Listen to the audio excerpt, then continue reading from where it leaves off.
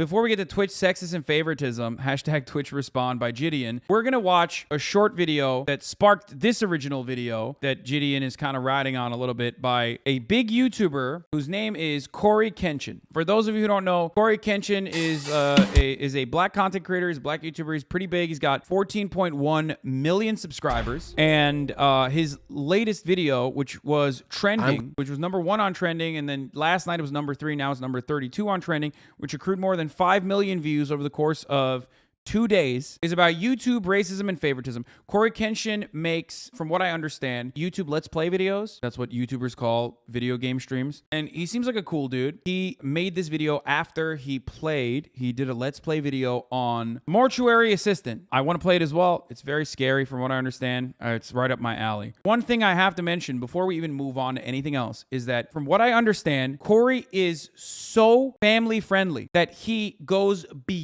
above and beyond what other content creators on YouTube aren't even doing, where he even will bleep out curse words in the game itself. He is very family friendly. Yeah, someone in the chat said, I let my 13-year-old watch him. Exactly. What ended up happening, and I'm going to actually show you this video because it explains it perfectly. I'm going to try. But what ended up happening is that he made this video called YouTube, Racism, and Favoritism. YouTube, you guys either play favorites, you are racist, or it's a mix of the two. These are the 3 options, YouTube. Which one is it? Here's my proof. August 18th, I uploaded the Mortuary Assistant.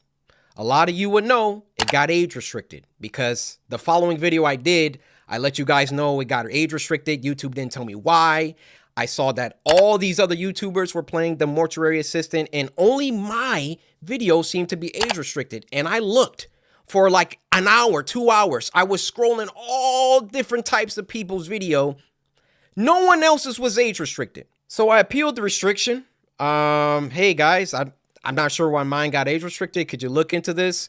Typical. Appeal rejected. Classic. They doubled down. The policy team said, no, Cory, your video is restricted for good reason. We're not going to tell you why, but it's restricted. That's our final decision. Classic. I said, My YouTube rep, who isn't on the policy team, he looked at my video and he said, hey, it could possibly be this part at the end where the woman was battling some depression, and I'm just going to leave it there, lest this video also get age. There was a depiction of suicide, from what I understand, in the Mortuary Assistant game. This is an understandable piece of content that YouTube would 100% age restrict. It's one of those things. If you know anything about these platforms and the terms of service, you know that they're very vague, and they're very vague on purpose, so you can have some leniency for certain content creators. Contextually speaking, banning free speech is a very difficult endeavor, something I talk about all the time. Having said that, before you move on to Logan Paul, and before you move on to anything else, I don't know every single video that he went through to see if the depiction of suicide was in all of those other videos that he's referencing. It would be an important thing, but there is more to this. That would be important to find out. But there's more to this because there was at least one person that he found that was a sizable content creator that had not been age restricted despite having that exact same scene. The first thing I did was try to find other YouTubers who had that part, or at least a part similar. Now, Markiplier,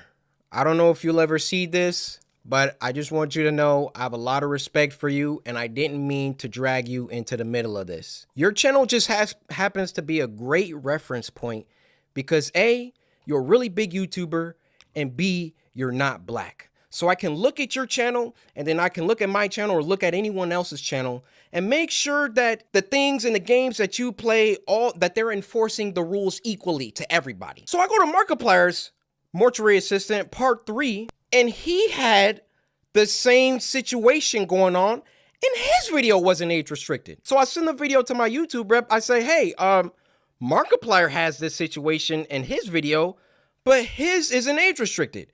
Could you say? Markiplier always gets dragged into YouTube moderation controversies. Now, I don't know enough about Markiplier to speak on this, but I have talked to other YouTubers. I've talked to other people about this. The reason why Markiplier gets dragged into it is because YouTube is favoritist. They do apply favoritism to their content creators. Markiplier is an unproblematic YouTuber who does Let's Play video gaming videos, and he's huge. One of the largest YouTubers on the fucking face of this planet. So because of that reason, And because he's unproblematic and otherwise a good person overall, YouTube, of course, is perfectly fine with having someone like Markiplier be their favorite content creator. He is the perfect poster boy for YouTube. And there's nothing wrong with that, for the record. It's not his fucking fault. Markiplier isn't family friendly. There's cursing and everything. He's just never said the N-word in general. Yes. And this is actually the larger point that I want to make. You've arrived at the correct point, chatter. Because Markiplier is white and doesn't say the N-word, the bar is super fucking low for white content creators in becoming the face of YouTube, because there's plenty of other large YouTube content creators who are white who have said the N-word. So that's the point. However, in this circumstance, the question that Cory poses is racism also a factor? He mentions certain things, especially after he gets upset. He has a certain set of questions which I think are pretty adequate, especially because YouTube goes, sorry, we fucked up, which pisses him off further. And they removed it. Now, my YouTube rep, he was excited. He was, oh, great, this is awesome. Look, Cory, they took the age restriction off. I said, why? I expected them to triple down and give Markiplier an age restriction too. But they looked at Mark's video and they used that to verify my innocence. So I send my YouTube rep a lengthy email detailing my feelings about the entire situation, feeling like there was some favoritism at play, there was either that or some racism at play, and that I would like to sit down with the policy team and figure out why my video was flagged in the first place. Actually, number one, was it automated or was it a human that age restricted it in the first place? Number two, who was the human reviewer? Because it's a human reviewer once you submit an appeal. Who was the human reviewer that doubled down and rejected my appeal? Number three, why did it take Markiplier's clip in order for them to reverse the decision?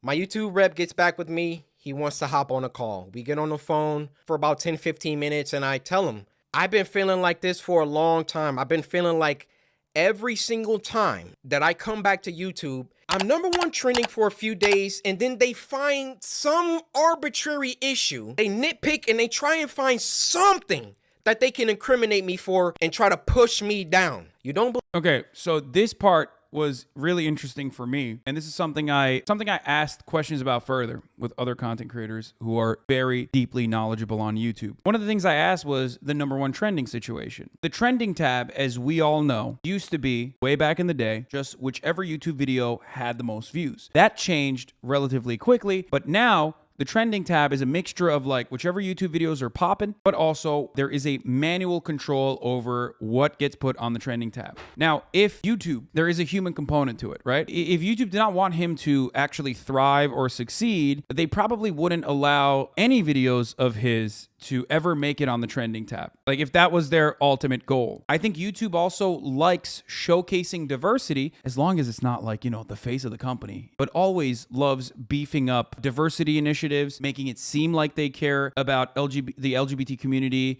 making it seem like they care about their black content creators or brown content creators. That's certainly something that YouTube wants to present themselves as doing. It's marketing for the most part, but YouTube undoubtedly has to do that now, partially because everybody does it. But the other reason why they have to do it is because YouTube undoubtedly was racist and still is incredibly racist in its content moderation. It's just the fucking truth. What do I mean by this?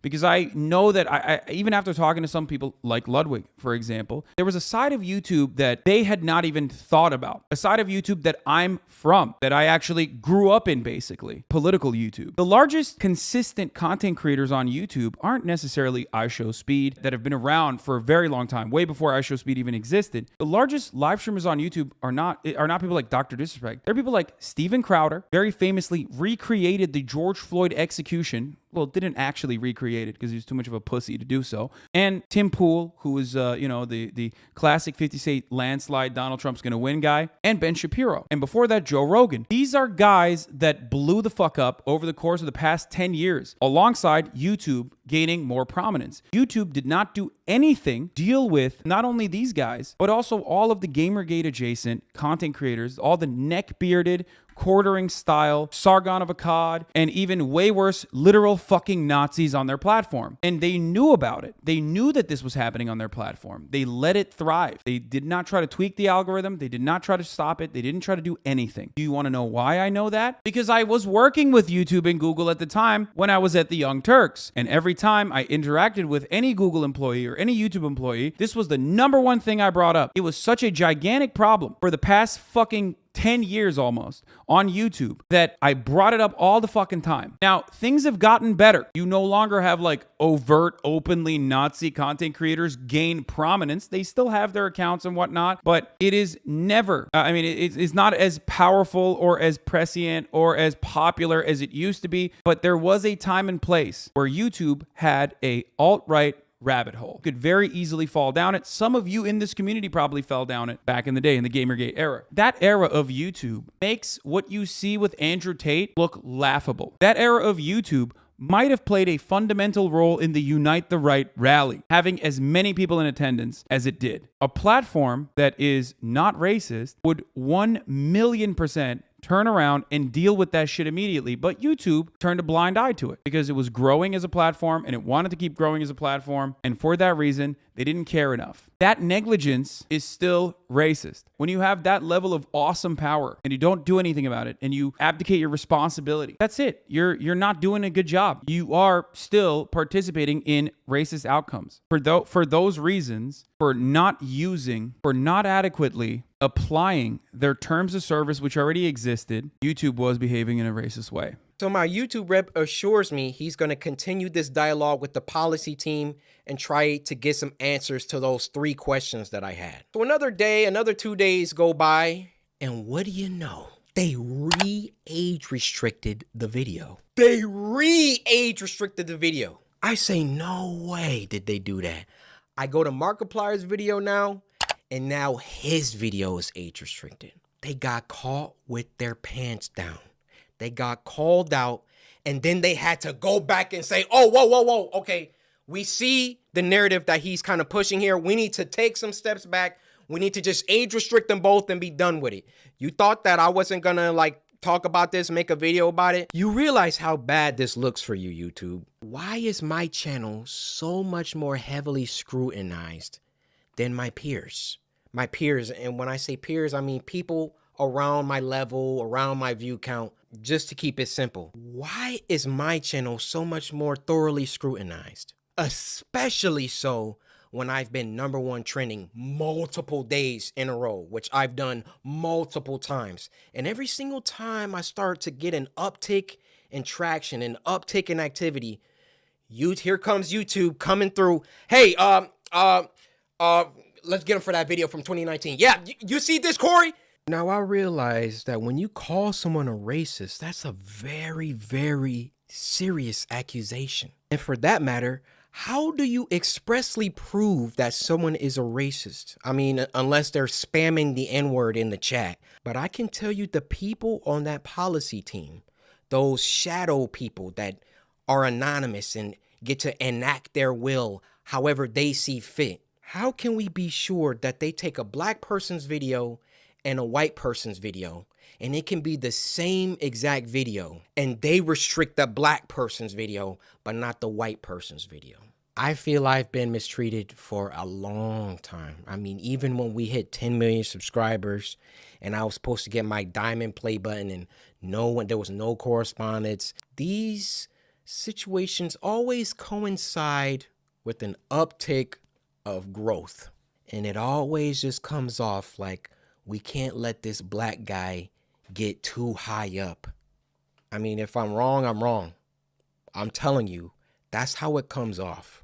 Here's one thing I will say about this. I already think YouTube definitely turned a blind eye to racism, which is racist in and of itself. You can only do that if you don't give a shit, because you don't care about the lasting impact that white supremacy running rampant on your platform will have. However, in this circumstance, I think YouTube is more so on the side of favoritism, and And with respect to the delicate matter of handling a very prominent black content creator's channel, I don't think that they provide the adequate measures that they probably should be. If you truly do want to address specific biases, one thing that you have to do in a situation like this is understand that if you're a black content creator on a platform where there's a lot of fucking racist teenagers on, you have to understand that like every single time he uploads, there's going to be a much larger wave of people that are reporting his channel. There's going to be a much larger wave of people that are probably going to look to take him down. I don't think it's YouTube itself that sees that he's popping off and decide we got to take him down a peg. Because if that was the case, they wouldn't put him on the trending tab to begin with. Remember, because the trending tab is, to a certain degree, manually controlled. So I think what a lot of moderation teams don't understand is that when you are a controversial figure like me, even though I am white, or a black figure, which is unfortunately in an otherwise racist environment considered to be controversial when it's not, there is a significant, there's a very delicate way of dealing with those affairs. And I think when you don't have enough black people in your moderation team, or when you don't listen to black content creators that are getting unfairly targeted, then you don't create an adequate response mechanism to dealing with the sea of ridiculous and unfair reports that black content creators get. Okay? That is a lighter form of racism. It's just like negligence, a systematic blind spot that many corporations have. So that's where I think this problem comes from. I don't think it's YouTube like purposely moving chess pieces around in this nefarious way, but white supremacy is insidious. It is such a core, such a fundamental part of American existence that people don't even recognize when they are behaving in a manner that is consistent with white supremacy. It's very difficult to tackle. That's what I think in this situation. But I do hope that he keeps uploading his videos. I think he's doing. I mean, seems great. Andreas Streeter says, my favorite take on this type of thing is that white entertainers are allowed to be unique and break molds, but black entertainers are expected, knowingly or unknowingly, fit a small range of preconceived archetypes. Yes. Which in a weird way kind of also falls in line with this video. A black content creator by the name of Jidion, who does do a lot of content that falls in line with what other white content creators have done time and time again. Now, do I think this is like a little bit trolly? I do. Well, I agree with what CoryxKenshin's take was with respect to YouTube to a certain degree, even though I do think it's more so favoritism in this situation. I think the real reason why Jidion is permanently banned from Twitch is not necessarily because of the harassment campaign that he led towards Pokimane, who he apologized for and they made up for it. And I do respect him for that. I think he did a really good job with that. I think his audience also understands that it was wrong. I mean, he then turned around and did the TwitchCon EU video, and I think that's the reason why he will probably not get unbanned. But let's hear what he has to say. You see the title, Twitch, Sexist and Favoritism. That's a very, very bold claim to make, Jidion. Calling someone sexist. I was streaming. We were having a W stream. We were having fun, watching videos, and my editor, he sends me a list of videos to react to, right? I'm going down the list and I see that he sends me a Twitter link. And I'm like, bro, how am I going to react to this? This is something on Twitter. But something just told me, click on it. So I click on it and I read the headline. Girl has sexual relations live on stream. I couldn't believe it. You could actually see everything that was happening. So I quote tweeted it and I said, and I'm still banned? A little jab at Twitch, but a joke nonetheless, because I was like, they at least had to give her a month to a permaban. I mean, this is huge. That's basically showing corn, I said corn, to underage kids, right? That's Twitch doing that. So I'm going on with my stream, my chat spamming, yo, she's live on TikTok, she's live on TikTok, she's live on TikTok. So I join in her TikTok live. Then I ask her the $1 million question. I know why, but like, how long are you banned for? 7 days. What? 7 days.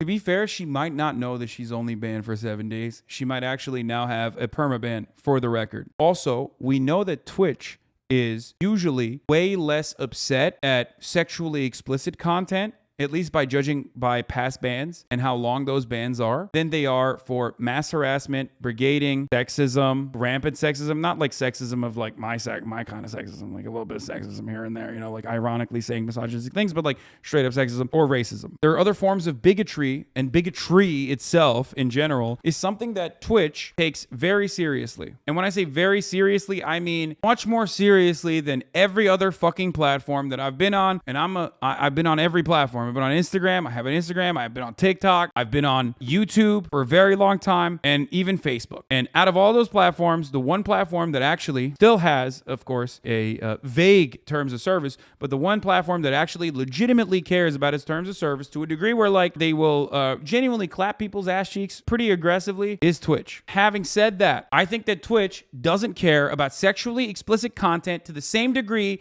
as they do about bigotry or brigading, which is understandable. I think that that's a decent metric to have. I don't care about the sexually explicit content either, like straight up, as much as I care about bigotry, I mean. Now, I don't know the reason why this girl was banned. What I do know is she was banned for a month. The thing with Twitch is it doesn't matter if you do stuff on their platform. If you do stuff anywhere else, they could still ban you. So this girl, she was banned on Twitch. So she went on Twitter and said, I want to myself and shoot people at Twitch HQ. Ha ha ha ha ha. This is a terrorist threat, threatening to shoot people at Twitch HQ, right? They extend her ban, obviously, to a perma. She wrote that'll show her. I don't know anything about that particular instance, but like judging by that fucking tweet itself, I think that's just more so a person going through like a mental breakdown or some shit. Probably not like, I mean, I don't know. I mean, we reviewed your appeal and extended the punishment. That seems fucking nuts, dude. an apology letter to Twitch, and this is Twitch's response. After reviewing your case, we confirm that the correct enforcement was issued. However, given the details of your case, including the remorse expressed in your appeal, we have decided to reduce your suspension duration. Your suspension has been adjusted to expire in 22 calendar days. So a little bit less than a month. Literally threatening to harm the people at Twitch HQ. If you write a good enough apology letter, you know what? Just be banned for a month. You'll be all good. Wait, but that's kind of the point, right? Like the point was that like they actually probably clarified their circumstances. Doesn't that kind of show you that like if you did a similar thing, Twitch might actually understand and have a more open mind to just, you know, unbanning you eventually? I mean, look, here's the unwritten rule. If you get banned, and I've gotten banned a lot, you get fucking banned, you're not supposed to go out and be like, this is why I got banned and fuck Twitch. As rule number one. If you do that, they're not gonna fucking lower your ban term, okay? They're not gonna lower your ban. They might even add more to your ban, okay? Sometimes they get petty. I am too fucking proud and I have too much pride. So every time I get banned, I go, fuck Twitch. I got fucking banned and fuck you for banning me for this. Like the cracker gate, okay? So I still fucking freak out. Luckily, they didn't, you know, increase my ban last time that happened. But I just know that like if you shut the fuck up and if you say, oh, I'm sorry, then you know they're pretty understanding. But I think that because he did actually apologize, and I don't know what his like communication with Twitch looked like, but because he did actually apologize to Pokimane and got that sorted out, I did genuinely think that he had a pathway towards getting unbanned until he did the TwitchCon EU thing. I feel like he made this after CoryxKenshin's video on YouTube Racism got lots of views. No, I know. That's why I'm saying, no, I think that's why he did that for sure. He's kind of like launching off of that, using that as a launching pad. A female Twitch streamer literally showed her. Also, accidentally flashing your cooter or having like a nip slip or anything like that is of course different than like straight up fucking on camera or like fucking on the edge of the camera on secret. That is crazy. Obviously that is ban worthy. I am not saying that that's not ban worthy. There is no planet in which like you do something like that and you get away with it. That's fucking crazy. Her genitalia on stream. Straight up showed her genitalia on purpose. And guess what happened? 3-day ban. 3 days. I mean, this literally, again, this showcases Twitch does not view sexually explicit content in the same way that it views bigotry or raids, right? That's it. I mean, this will work really well for an audience that's like ready to fucking be like, yeah, Twitch is being sexist by doing favoritism to women or whatever the fuck. But like, they just don't see that in the same way. They see it as like ban worthy, but not so much that unless you're consistently doing it, unless you're like consistently pushing the boundaries to a degree where like you're doing it on purpose, you're ban baiting, they're just not gonna fucking clap you for a super, super long period of time. Twitch, There can be a terms of service for girls and then a terms of service for boys. Secondly, Dude, he's literally, oh, come on, bro. He's using like a trending subject to flip the narrative over to say like there's favoritism towards women on Twitch. Like there's a different TOS for women and there's a different TOS for men. I mean, there is. I can show titty right now. Women can't. So technically it is true, but it's not in the way that he thinks it is. example, look at Dr. Disrespect. We still don't know till this day why he's banned. Example number 3, my friend Kai, a black creator over on Twitch. Kai Cenat is the largest and fastest growing streamer on Twitch. True. Twitch hasn't acknowledged him on Twitter, on any of their social medias. True. Twitch hasn't ever reached out to him. Twitch hasn't even thrown my boy a bone or anything, offered him a contract, trying to look out for him, saying congratulations, nothing. But in January, he said, why are you guys acting like monkeys on his stream? A black man, perhaps, wasn't even using the word monkey in a racist or derogatory way. Wow, Jidion doesn't bring up that I got banned for the C word. That's fucked up. See, now that's fucked up. Also, none of these things are related, but it doesn't matter. Said monkey got banned for a month. That shit's crazy. A month. But we have people threatening to go shoot up your HQ, but they get a little bit under a month, though. It's okay. This is just starting to sound like manosphere shit. No. Forget the fucking sexism side of the conversation, which I think undermines his other point that would have more validity, which is that Twitch as a platform is otherwise pretty good at maintaining a terms of service. It goes too far sometimes. It's still inconsistent. It's still much, much better than all these other fucking platforms, though. I will stand by that as someone who's been banned more fucking times than most of these people. Twitch has been a very white platform for a very long time. That's just the truth. That's changing. And that's a wonderful thing. That's a wonderful thing. There are content creators on this platform that serve a predominantly black audience now that get 60,000 live viewers. That's fucking awesome. And because of that reason, because that it is a largely white audience that they have served up until this very moment, I think that similar issues are happening within Twitch as they are within YouTube as well. Who?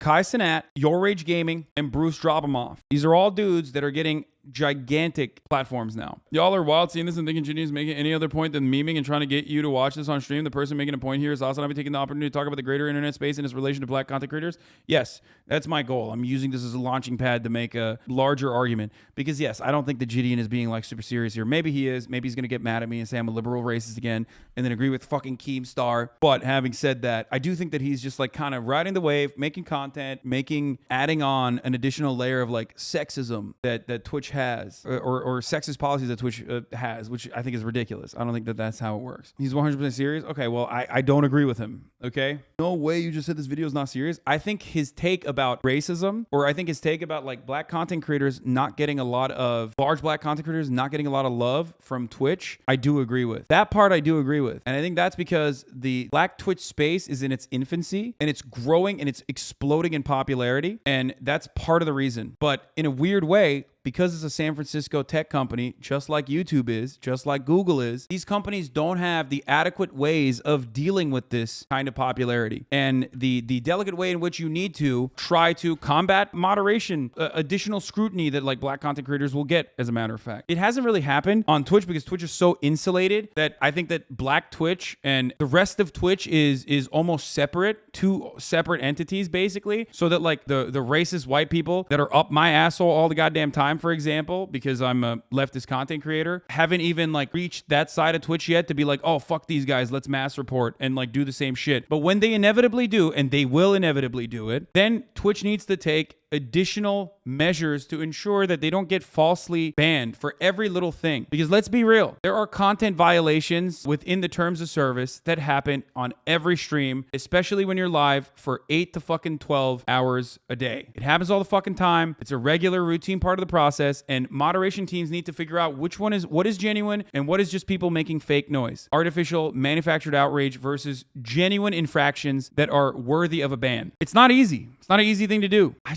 God damn it. If he hadn't fucking done the sneaking in the TwitchCon EU video, like he could have had such a better argument. Like if he had not done that, he could have had such a better argument to be like, it's inconsistent and it's ridiculous that I'm still banned on Twitch after I literally, like he could have done this. Are you ready? Here's what I would do if I was Jidion. Plug my channel, obviously, and tell everybody to go like and subscribe. You know, Jidion, okay, use the ongoing conversation around like whether YouTube is racist or not. And then I would say something along the lines of, well, first of all, I would not have done the TwitchCon EU video. And then I would have said something along the lines of, America has suffered far too long in the hands of white supremacy. And in an effort to lower the recidivism rate, we must hold on to an empathetic approach to both criminal justice and punishment in every facet of our lives. One of those empathetic perspectives should be about rehabilitation. I did something that was wrong when I did the harassment campaign against Pokimane.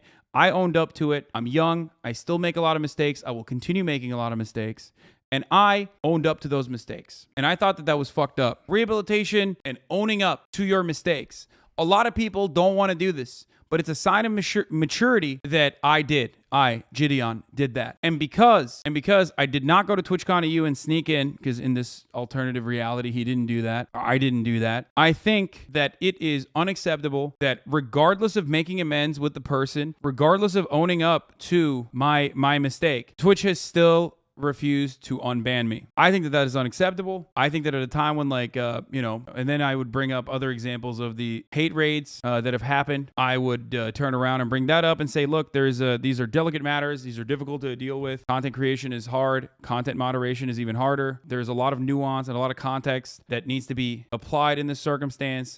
For that reason, I want to put my best foot forward, and I believe that I should be unbanned. That's what I would have done in this situation. I think you're laboring under the misapprehension that Jidion is arguing in good faith. I honestly don't believe that. I mean, I don't think this is, I think tying it to sexism is just silly. Does that make sense? I hope you guys understand. I don't think Jidion's now definitely permanent ban is Twitch being racist or covering for women more or something. But I do think that in other circumstances, I don't know. If it was like a white prankster, you know what I mean? If it was like a white, large prank content creator that came on Twitch and did similar things, go after Pokimane like that, and then apologize and make amends, do I think that Twitch would unban them? Maybe. I don't know. But yeah, now, here's the thing, and this is actually the controversial part. I do think that there is a double standard. And I think the double standard is not necessarily in just moderation, but in the way that everyone views black content creators. And that double standard comes from prankster style, fucking cringy, annoying YouTubers and content creators of every variety. But I do think that when you are a cisgender, heterosexual, black man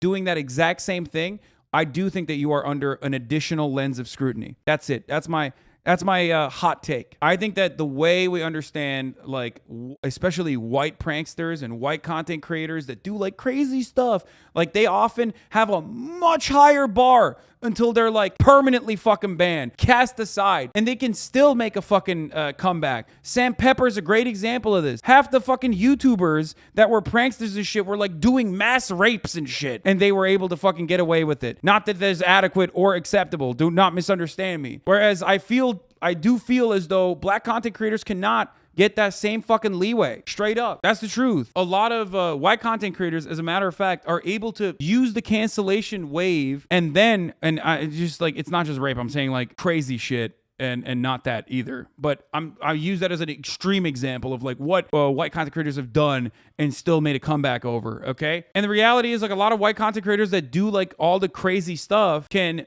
pile on the cancellations as a way to like consistently continue growing. Whereas I do think that black content creators do not get the same level. They do not get the same level of courtesy. They do not get the same level of leniency. I do believe that, okay? Straight up. This does not mean that Jidion is making like the best, most innocent, perfect content. No, I mean, a big part of his content revolves around fucking annoying Best Buy workers, okay? And as you know, I have the highest percentage of Best Buy workers per capita out of any stream, as I've said time and time again. I hate pranksters in general, but you are 100% right. Jidion sucks, but no more than the average prankster YouTuber. Exactly. There is a double standard in the way that I think black content creators are seen in the eyes of not only moderation, but also in general, in the eyes of the public overall, which definitely guides the way moderation looks at certain things. That's it. Jidion's faults in the rest of his content don't necessarily invalidate the good points he made, though. I mean, yeah, but there was also a lot of bad points he made, too, with like the Twitch is being sexist by giving women less harsh sentencing or whatever. That I don't agree with.